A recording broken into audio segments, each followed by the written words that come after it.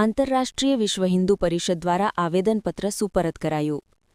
ડેસરમાં આંતરરાષ્ટ્રીય વિશ્વ હિન્દુ પરિષદ અને બજરંગ દળના કાર્યકર્તાઓ દ્વારા બાંગ્લાદેશમાં હિન્દુઓના રક્ષણ સહિતની માંગ સાથે મામલતદારને આવેદનપત્ર સુપરત કરાયું.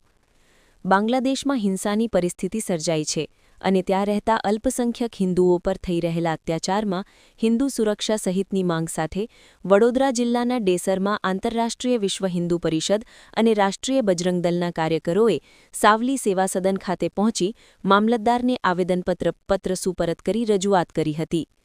રિપોર્ટર કિરણસિંહ સોલંકી, ડેસર. ભારત માતા કી જય શ્રી રામ. જય શ્રી રામ. મારું નામ સંત શ્રી કાંતિરામજી બાપુ. હું રાષ્ટ્રીય અધ્યક્ષ છું જેએમએસની અંદર. અને જ્યાં બાંગ્લાદેશની અંદર જે અત્યાચાર થઈ રહ્યો છે એ હિન્દુ સમાજનું એક કલંક છે.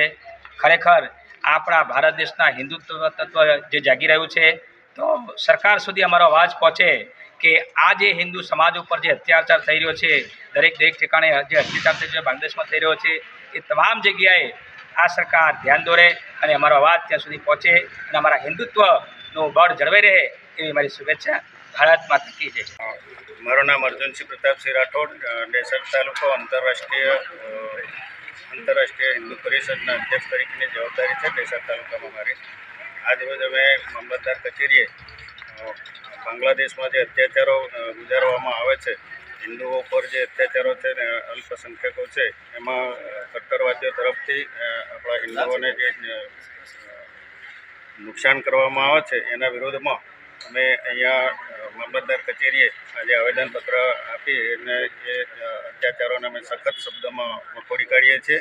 અને આ નિર્મમ હત્યાઓ ના થાય તે દીકરીઓ ઉપર બાંગ્લાદેશમાં જે અત્યાચારો કરવામાં આવે છે, બળાત્કારો કરવામાં આવે છે, જીવતા સળગાવી દેવામાં આવે છે હિન્દુઓને. જે હાલમાં હમણાં દીપચંદ્ર દાસને પણ મારી નાખી સળગાવી દેવામાં આવ્યો જાહેરમાં, તે અમે સખત શબ્દોમાં વખોડી કાઢીએ છીએ.